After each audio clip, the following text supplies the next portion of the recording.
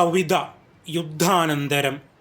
വെടിയൊച്ചകൾ പെറുക്കി ശവങ്ങൾ തോളിൽ ചുമന്നു കുന്നുകയറുന്നുണ്ട് യുദ്ധം.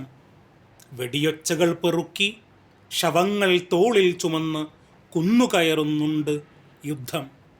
നിലവിളിത്തോണികളിൽ മുറിവുകൾ പലായനപ്പുഴ മുറിച്ചു കടന്നു.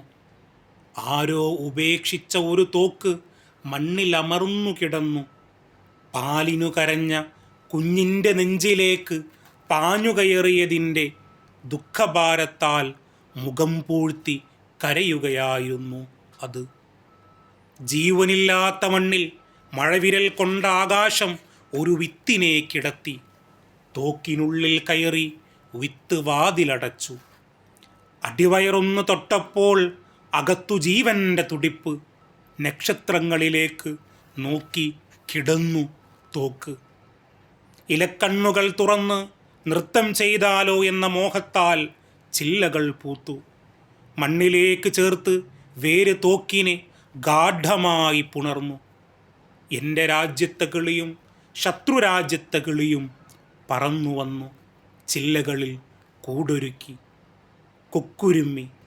തോക്കൊരു വാക്കായി മാറിയപ്പോൾ മണ്ണു നിറയെ ചുവന്ന പൂക്കൾ. മണ്ണു നിറയെ ചുവന്ന പൂക്കൾ. യുദ്ധാനന്തരം.